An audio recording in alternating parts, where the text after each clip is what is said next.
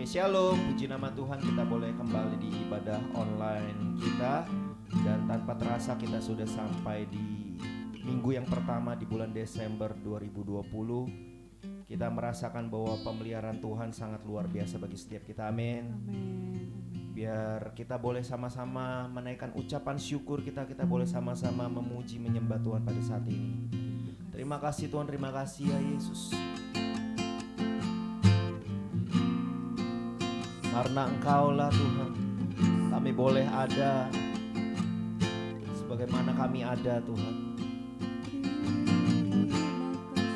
Biar kami dimanapun kami berada ya Tuhan, kami mau menyerahkan hidup kami, menyerahkan hati kami, pikiran kami hanya ke dalam tangan-Mu ya Tuhan. Kami mau menyatukan setiap hati kami memuji menyembah Engkau, Raja dari segala raja. Terima kasih ya Tuhan. Kami angkat suara kami, kami angkat hati kami. Terima kasih ya Yesus. Sembah dan puji Dia, sembah dan puji Dia, sembah dan puji Dia, Sang Raja. Sembah, sembah dan puji Dia, sembah dan puji Dia, sembah dan puji Dia, Sang Raja. Oh, sembah, sembah dan puji Dia, sembah dan puji Dia, sembah dan puji Dia, Sang Raja. Lebih lagi nyatakan di hadapan Tuhan. Sembah, oh, sembah dan puji Dia, sembah dan puji Dia, sembah dan puji Dia, Sang Raja. Lagi nyatakan sembah, sembah dan puji Dia, sembah dan puji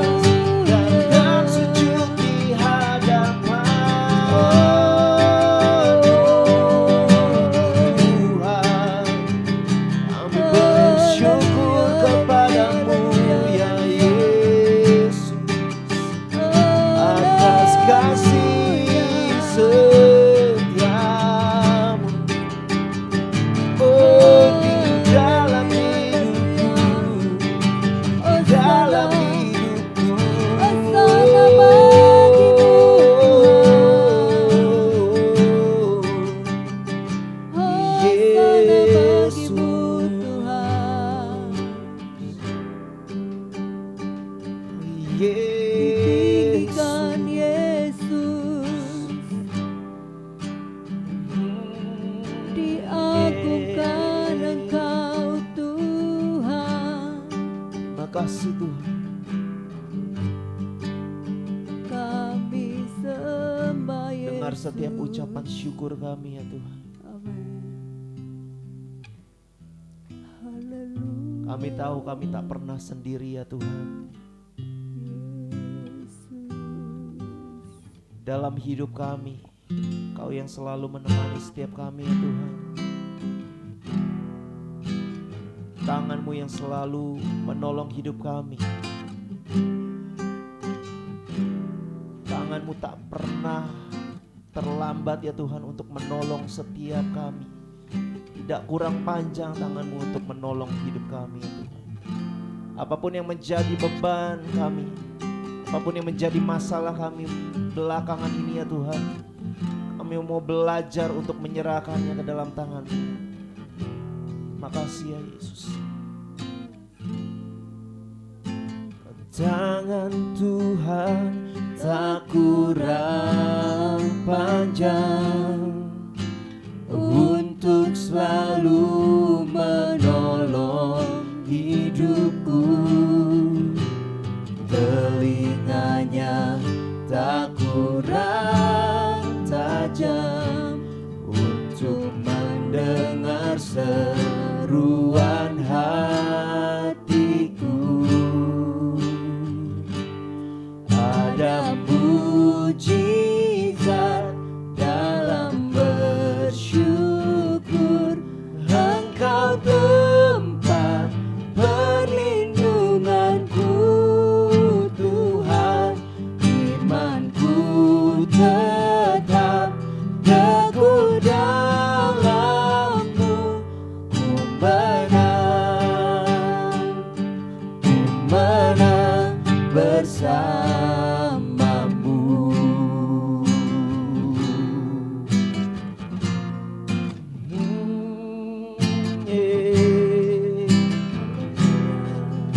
Nyatakan kembali tangan Tuhan. Tangan Tuhan tak kurang panjang untuk selalu menolong hidupku.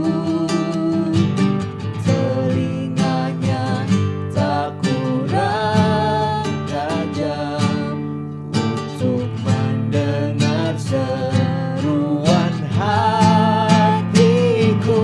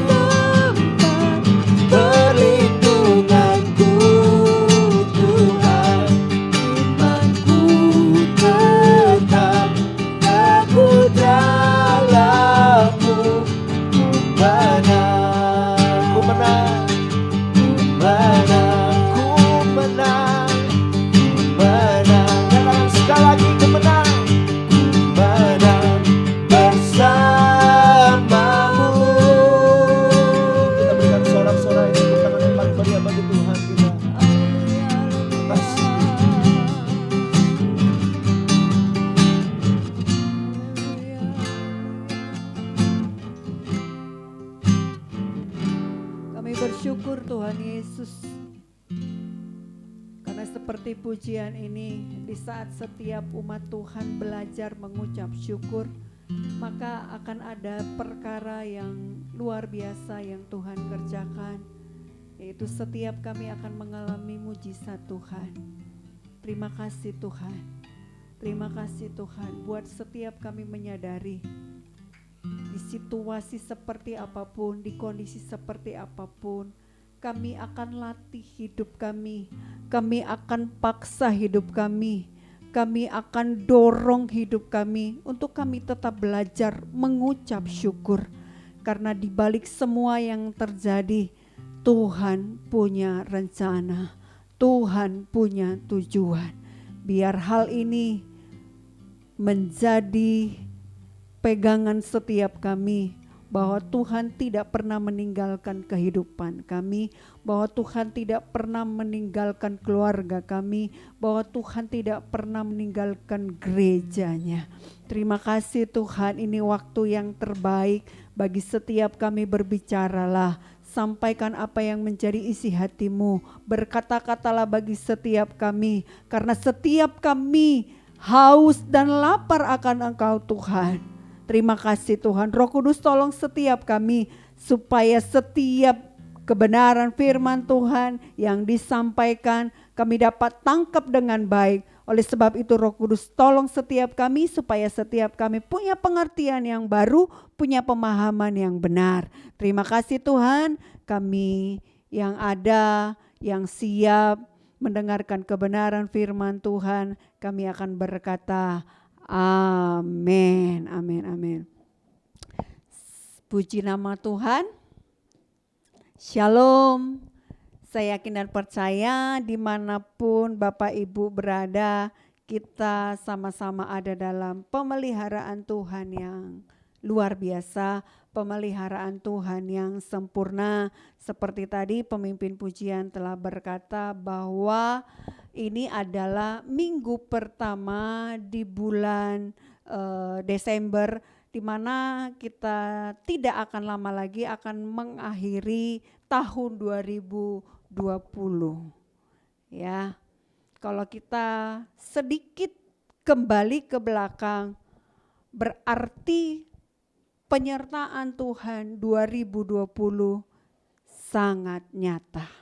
Karena sampai minggu pertama di bulan Desember ini kita ada semua karena penyertaan Tuhan. Ya. Biar kita dalam mengakhiri tahun 2020 ini kita menjadi anak-anak Tuhan yang belajar berserah kepada Tuhan. Karena 5 menit ke depan, 1 hari ke depan, bahkan 1 minggu ke depan, bahkan 1 bulan ke depan, kita tidak tahu apa yang akan terjadi. Seperti kita juga mendengarkan kabar tentang keluarga kita yang mengalami penganiayaan, satu keluarga yang ada di Poso. Kita berdoa supaya Indonesia semakin hari semakin mencintai Tuhan, semakin hari semakin belajar berserah kepada Tuhan. Oke, saya akan kasih tema buat kita hari ini, yaitu tentang berserah kepada Tuhan. Ya, saya tadi sudah awali bahwa 1 menit ke depan, 5 menit ke depan, 1 jam ke depan, 1 minggu ke depan, bahkan 1 bulan ke depan, kita tidak pernah tahu apa yang akan terjadi. Ya, bisa saja kita sedang bersantai, bisa jadi kita sedang berdoa, bisa jadi kita sedang nonton, tapi situasi tiba-tiba bem begitu saja. Karena apa? Tidak ada yang pernah tahu apa yang akan terjadi ke depan. Oleh sebab itu seperti tema yang akan saya sampaikan hari ini tentang berserah kepada Tuhan.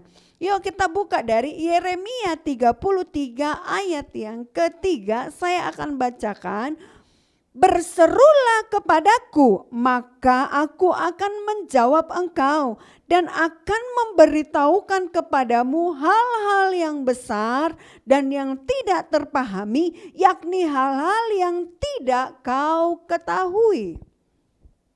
Ya. Berserulah maka, ya, ini ada sebab akibat.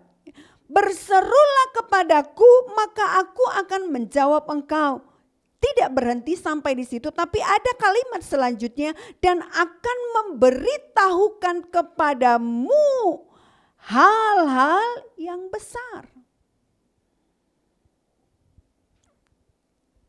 Yeremia kita tahu persis dalam teks ini tidak sedang dalam situasi baik.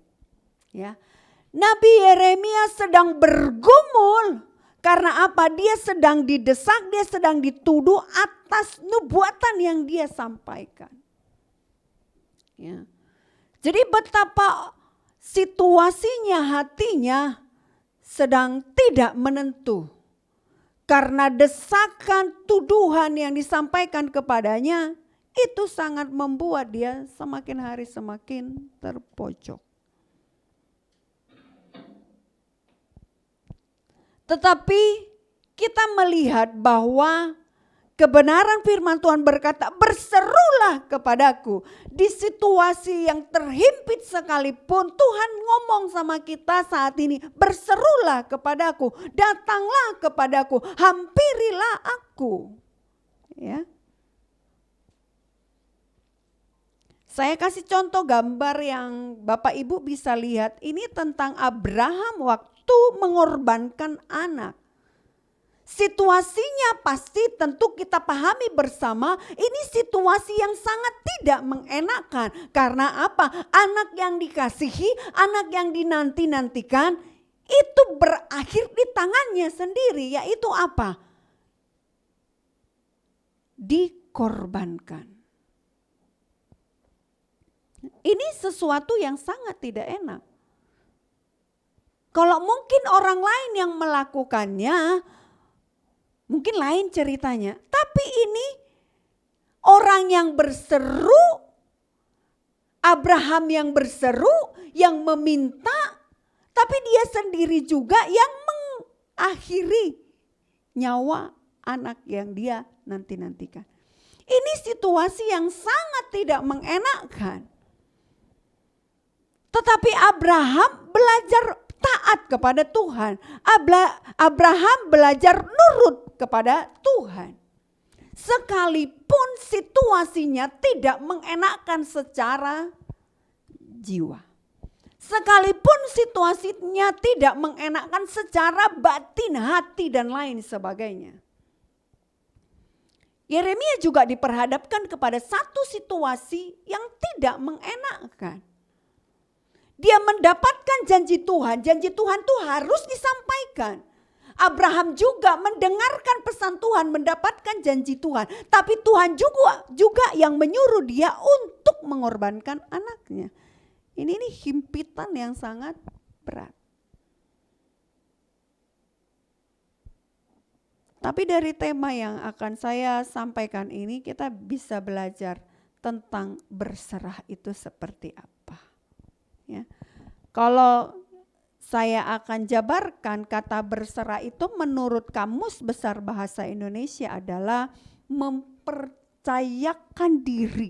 Nah ini, coba ya Bapak Ibu, mempercayakan diri, mempercayakan hidup kepada Allah. Nah ini berserah. Mempercayakan, pasrah kepada Tuhan. Mempercayakan. Coba Bapak Ibu pernah gak mempercayakan barang berharga Bapak Ibu kepada seseorang yang belum Bapak Ibu kenal? Ya, coba jujur. Pernah gak Bapak Ibu mempercayakan sesuatu yang berharga kepada orang yang belum kita percaya? Tentu jawabannya sama, tidak akan mempercayakan. Karena apa? Kita tidak mengenal orang tersebut. Nah sekarang, kalau mulut kita berkata, aku mengasihi Tuhan, aku mempercayai Engkau Tuhan, berarti jika kita mempercayakan diri kita kepada Tuhan, mau gak? Jawabannya mungkin pasti bervariasi. Ada yang berkata, ya mau karena aku kenal sama Bapakku. Ya maulah karena Tuhan aja sudah memberikan nyawanya buat aku. Mungkin ada jawabannya, ntar dulu lah masih saya memikirkan ini dan itu. Nantilah setelah udah lanjut usia. Mungkin bervariasi jawaban Bapak Ibu saat ini. Tapi kalau saya mencoba secara umum menyimpulkan bahwa di saat hati kita berkata, aku mempercayai Tuhan, aku mengasihi Tuhan. Jika kita berangkat dari kata berserah ini, pasti kita percaya karena apa? Kita mengenalnya. Jadi kata berserah ini mempercayakan diri kepada Tuhan. Landasannya jelas, karena apa? Kita kenal. Sekali lagi kalau landasannya kita tidak kenal, tentunya kita tidak akan mempercayakan. Seperti contoh yang tadi, kalau kita belum kenal kepada seseorang, tidak akan pernah kita memberikan barang berharga kita kepadanya. Tapi kalau sungguh-sungguh kita mengenal seseorang, pasti kita akan berani menitipkan barang. Bahkan mungkin menitipkan anak kita, bahkan mungkin menitipkan rumah kita. Itu karena apa? Kenal. Mungkin Bapak Ibu nanti kan mau libur panjang nih. Ada yang keluar kota dan lain sebagainya. Pasti kalau Bapak Ibu mengenal dengan baik orang yang ada di rumah atau mengenal dengan baik ada saudara, mungkin Bapak Ibu akan mempercayakan penuh untuk rumah dan lain sebagainya, bahkan kunci dan lain sebagainya kepada orang tersebut dengan perkataan, tolong dijaga ya, ini kunci rumah. Tolong dijaga ya, ini kunci mobil, bila perlu dipanasin setiap hari, nyalakan mobilnya. Karena apa? Mengenalnya.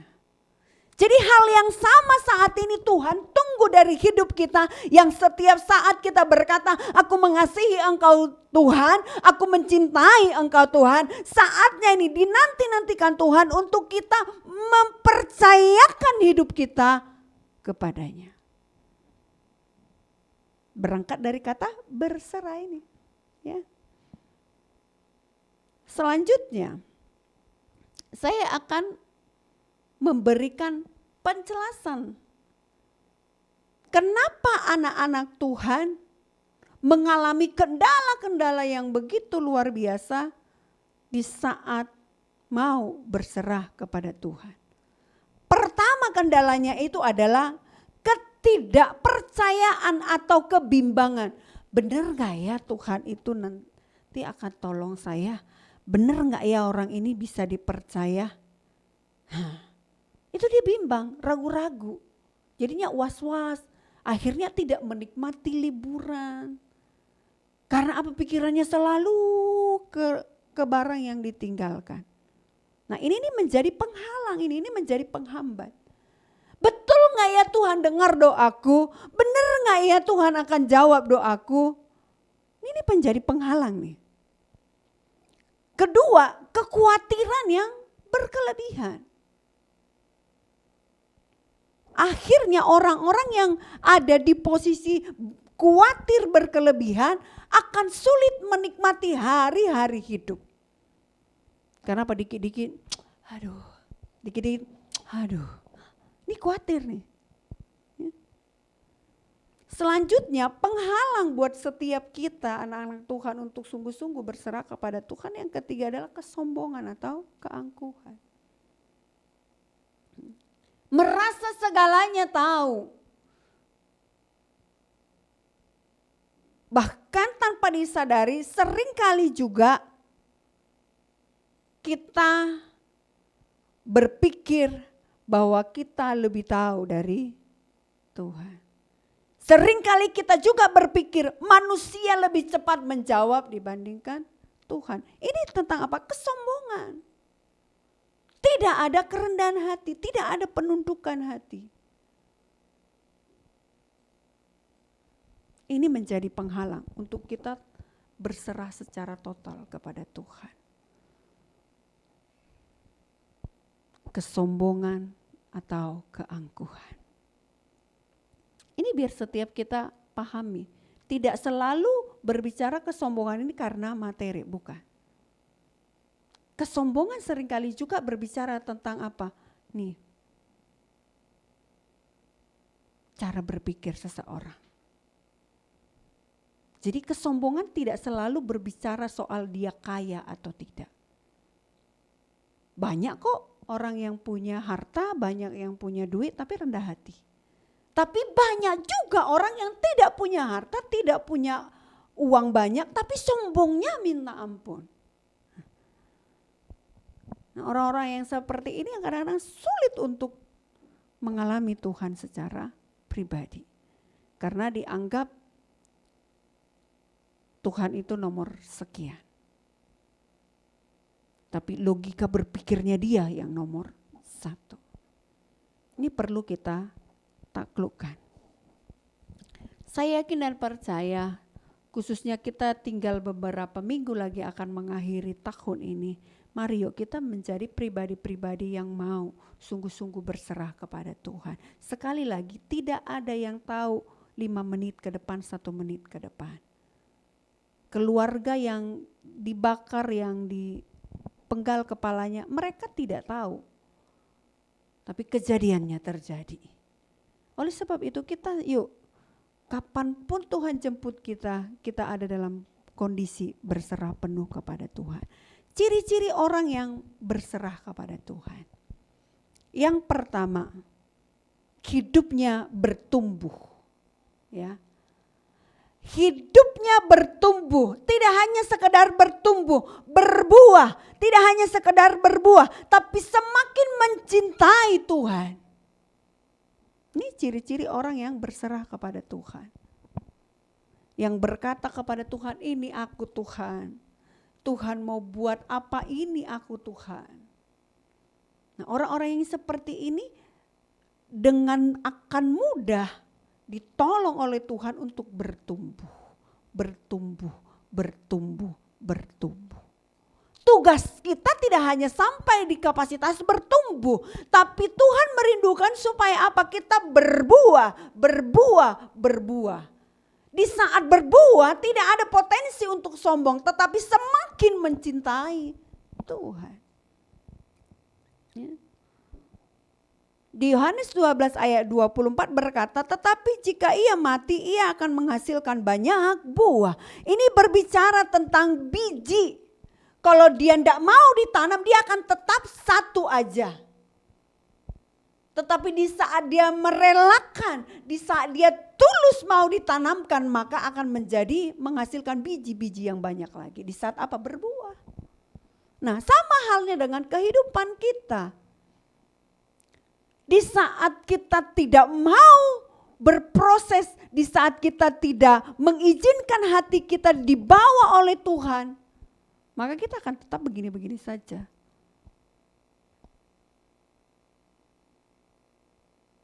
Karena mungkin kita berkata sakit, ya memang prosesnya memang begitu, tahapannya memang seperti itu. Dalam perumpamaan ini sangat jelas kita bisa memahami. Biji itu kalau tidak ditanam dia akan cuma satu aja, jadi sebutir aja. Tapi di saat dia mengikhlaskan, merelakan ditanam, maka akan menghasilkan banyak. Tentunya ada pengorbanan. Jadi ciri-ciri anak Tuhan yang sungguh-sungguh mau berserah kepada Tuhan, hidupnya itu bertumbuh. Dan di saat Tuhan izinkan dia bertumbuh, lalu ada dalam proses berbuah, dia tidak buka celah untuk sombong. Tetapi semakin mencintai Tuhan, semakin mencintai Tuhan, semakin mencintai Tuhan, semakin mengasihi Tuhan. Itu ciri anak Tuhan yang berserah kepada Tuhan yang pertama. Dan yang kedua adalah, poin yang kedua, hidup penuh sukacita dan damai sejahtera. Hidup penuh dengan sukacita dan damai sejahtera. Karena apa? Belajar mempercayakan penuh, tidak mengkhawatirkan lagi. Karena memahami dengan baik, mengerti dengan baik bahwa hidupnya ada dalam tangan Tuhan. Tuhan tidak akan memberikan beban melebihi kekuatan. Itu yang dipahami. Oleh sebab itu dia menjalani hari-hari hidup. Kita anak-anak Tuhan harus menjalani hidup penuh dengan sukacita. Karena poin yang tadi, mempercayai dia. Yang tidak akan pernah mencelakai kita. Jadi hari-hari hidup kita penuh dengan sukacita. Penuh dengan damai sejahtera. Bukan berarti masa bodoh, bukan. Ini beda ya. Ini beda, Bapak Ibu harus pahami. Bukan berarti masa bodoh. Tetapi karena mengerti siapa yang kontrol hidup kita. Tapi karena kita mengerti siapa yang ambil alih hidup. Maka pengertian itulah yang membawa kita kepada hidup dengan sukacita. Kalau kita tidak mengerti, maka kita akan penuh dengan tanda tanya. Maka kita akan penuh dengan kecurigaan. Kok begini ya Tuhan? Kenapa begini ya Tuhan? Karena apa? Tidak mengenal dengan benar. Tapi kalau kita mengenal Bapa kita dengan benar, seandainya kita dididik, dipukul dengan rotan, kita tahu persis itu untuk kebaikan kita. Jangan curigai Tuhan atas apa yang terjadi atas hidup kita. Tapi yuk terus kita berkaca, terus kita evaluasi diri kita. Apakah kita sudah nurut atau kita selalu ngelanggar? Apakah kita tetap terus belajar taat atau melawan? Ini dua hal yang sangat berbeda. Poin yang ketiga, ya, ciri-ciri orang-orang yang berserah penuh kepada Tuhan, yang mampu berkata, hidup sehari saja cukup. Ya. Yuk baca firman Tuhan, Matius 6 ayat 34. Demikian firman Tuhan, sebab itu janganlah kamu khawatir akan hari besok, karena hari besok mempunyai kesusahannya sendiri. Kesusahan sehari cukuplah untuk sehari. Ya. Yuk pahami firman Tuhan ini dengan benar. Sebab itu janganlah kamu khawatir akan hari esok, karena hari esok mempunyai kesusahannya sendiri. Kesusahan sehari cukuplah untuk sehari. Ya. Orang-orang yang mengerti dengan betul bagaimana berserah kepada Tuhan itu, yaitu orang-orang yang memahami hari ini cukup untuk hari ini, besok akan ada lagi ceritanya, kejadiannya, solusinya. Hari ini cukup untuk hari ini. Nah belum terjadi 5 tahun lagi udah dipikirin gitu. Masih jauh 10 tahun lagi udah dipikirin. Ya, bukan berarti kita menjadi orang yang masa bodoh sekali lagi ya, bukan. Tapi yuk coba kita belajar menjadi anak-anak Tuhan yang seperti kebenaran firman Tuhan cukup untuk hari ini. Tapi bukan berarti kita jadi gak berhikmat dalam menjalani hari-hari hidup. Oh kata Bu Pendeta cukup hari ini. Ya udah kita makan sepuasnya hari ini. Kita makan semua yang ada di kulkas. Katanya kan cukup hari ini. Bukan pengertian yang seperti itu. Tapi pengertian di saat ada pergumulan hidup, di saat ada tantangan hidup, kita berkata selesai untuk hari ini. Besok di saat hal yang sama pun terjadi, tetap belajar berkata cukup untuk hari ini.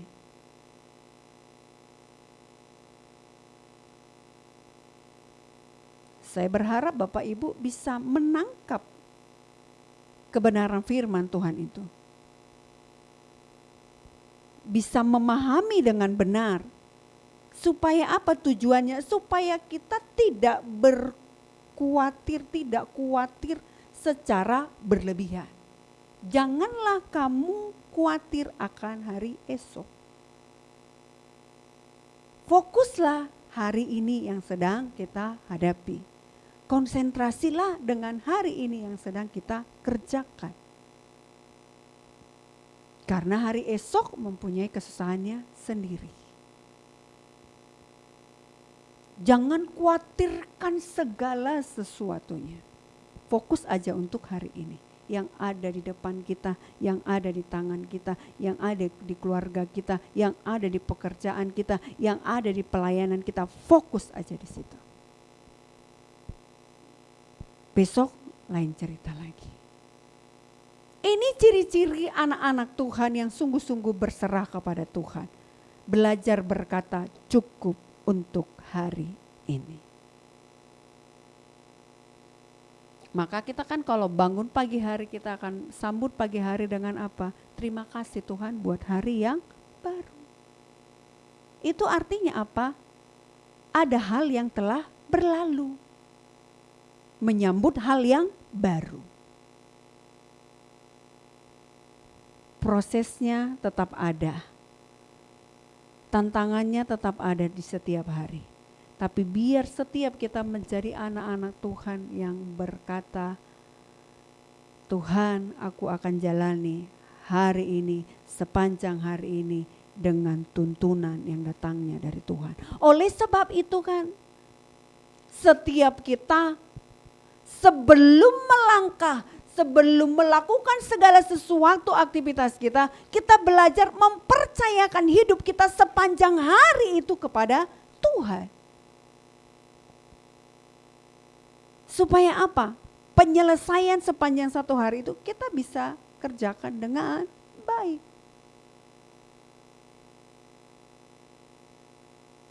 Belajar berkata, cukup hari ini aja persoalan ini. Cukup sampai di kantor, aku akan pulang dengan situasi yang berbeda di rumah. Cukup sampai di sini, besok lanjut lagi. Kan begitu. Kan orang-orang yang mendengarkan seminar tentang keluarga misalnya. Poinnya pasti akan ada, belajar membuat prioritas. Kalau engkau sedang di kantor fokus, tapi jangan sampai situasi yang ada di kantor mempengaruhi keadaanmu di rumah. Ya, karena di saat engkau ada di rumah berarti prioritasmu adalah di rumah. Gitu. Artinya apa? Cukup, kalau udah keluar dari depan kantor cukup, besok kita bertemu lagi. Gitu. Belajar memprioritaskan. Di saat Tuhan tempatkan engkau di mana, prioritas di situ. Di saat engkau dipindahkan lagi, prioritas di situ. Jangan tercemari oleh karena ada satu hal yang di masa lalu. Akhirnya terbawa-bawa kemana-mana. Biar setiap kita menjadi anak-anak Tuhan yang mengerti dengan betul apa yang dimaksud dengan kebenaran firman Tuhan. Janganlah kamu khawatir akan hari esok. Karena hari esok mempunyai kesusahannya sendiri. Supaya kita tidak berkelebihan untuk memahami hari-hari hidup kita ke depan. Karena apa? Ada tangan Tuhan yang beserta dengan hidup kita dari hari ke sehari, dari hari ke sehari. Hari ini ada, besok juga akan ada. Dan sampai selama-lamanya. Untuk ayat penutup buat kita, Mazmur 37 ayat 5. Mazmur 37 ayat 5.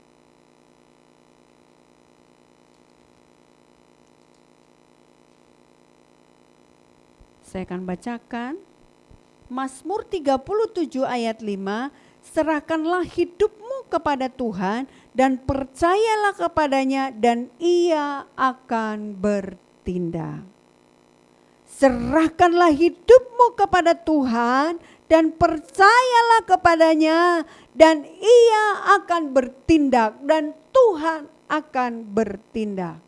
Amin buat kebenaran firman Tuhan. Ada pujian yang sudah sangat lama. Sebelum kita berdoa untuk firman Tuhan, kita akan naikkan pujian ini di hadapan Tuhan. Yang berkata, serahkanlah hidupmu padanya. Belajar kita mempercayakan sepenuhnya hidup kita kepada Tuhan saja. Mari berseru kepada Tuhan, berserah kepada Tuhan. Karena Dia yang akan memberikan jawaban bagi hidup kita. Angkat pujian ini di hadapan Tuhan. Serahkanlah hidupmu padanya. Serahkanlah hidupmu padanya. Serahkanlah seluruh persoalanmu. Sebab di dalam namanya ada jaminan kekal di dalam segala perkara. Lagi, serahkanlah hidupmu, serahkanlah hidupmu padanya. Serahkanlah seluruh persoalanmu. Sebab di dalam namanya ada jaminan kekal di dalam segala perkara. Berseru pada Yesus, berserah pada Yesus. Percayalah Dia sanggup menolongmu. Amin. Berseru pada Yesus, berserah pada Yesus. Dia akan memberi kedamaian abadi. Berseru pada Yesus, berserah pada Yesus. Percayalah Dia sanggup menolongmu. Amin. Berseru pada Yesus, berserah pada Yesus. Dia akan memberi kedamaian abadi. Dia akan memberi kedamaian abadi. Dia akan memberi kedamaian abadi.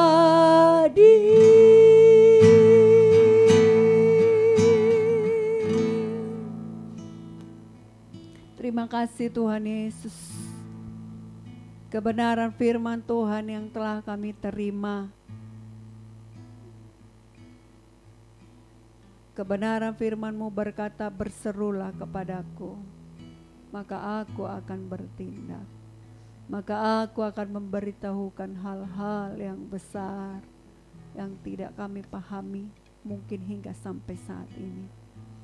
Bagian kami mau datang kepada Tuhan, kami mau berseru kepada Tuhan. Kami mau belajar mempercayakan hidup kami kepada pribadi-Mu Tuhan Yesus. karena kami mencintai Tuhan, karena kami mengenal, karena kami mengasihi. Dan sebaliknya karena Engkau lebih dulu mengasihi hidup kami, lebih dulu mencintai hidup kami, lebih dahulu menyerahkan nyawa-Mu bagi hidup kami. Oleh sebab itu kami tidak perlu khawatir lagi, kami tidak perlu cemas yang berkelebihan.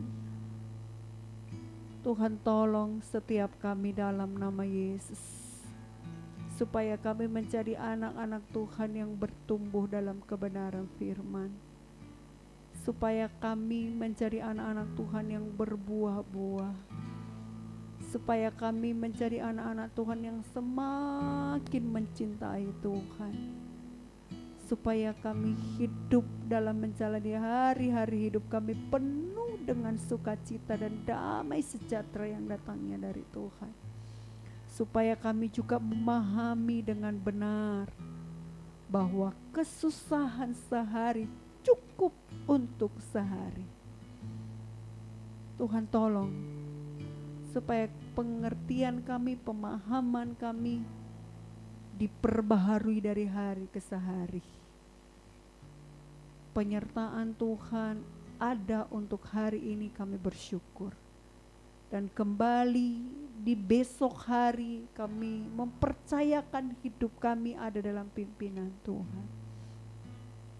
Terima kasih Tuhan buat kebenaran firman. Roh Kudus, Engkau lebih lagi menerjemahkan ke dalam setiap hati kami. Kau tolong setiap kami Tuhan, supaya kami menjadi anak-anak Tuhan yang mampu melakukan setiap kebenaran firman. Dalam nama Yesus kami mengucap syukur. Haleluya, haleluya. Amin, amin.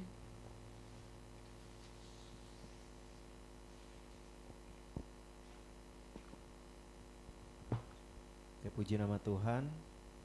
Untuk kebenaran firman Tuhan, pada saat ini kita akan mendengarkan pengumuman sepekan kita.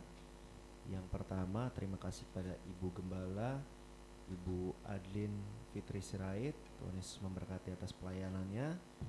Dan terima kasih juga kepada setiap pelayan yang terlibat sehingga terselenggaranya ibadah online ini. Dan juga bagi setiap saudara yang tergerak untuk memberikan persembahan ataupun perpuluhan ataupun persembahan diakonia, bisa memberikan di nomor rekening yang ada di layar saudara. Oke, itu saja untuk pengumumannya. Kita mau akhiri ibadah kita pada saat ini.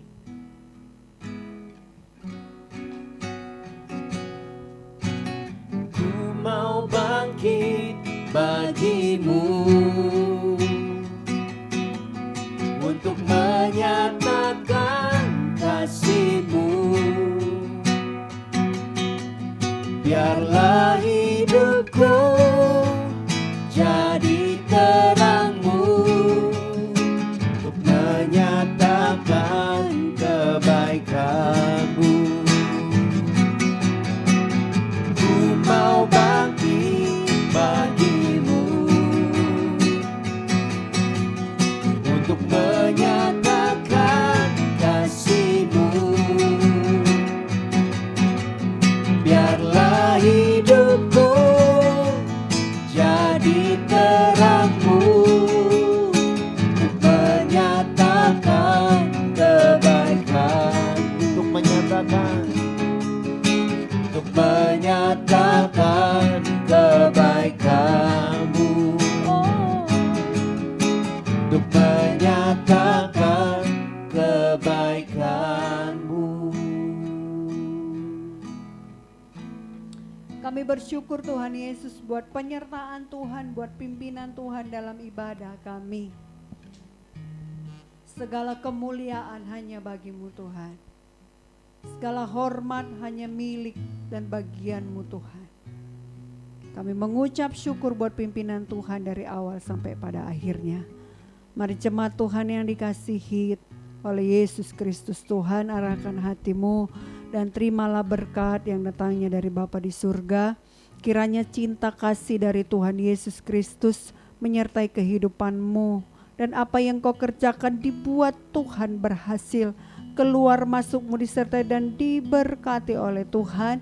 Anugerahnya melimpah bagi kehidupanmu mulai hari ini sampai Tuhan Yesus datang kali yang kedua. Yang percaya berkata amin. Puji nama Tuhan, ibadah kita telah selesai. Tuhan Yesus memberkati. Shalom.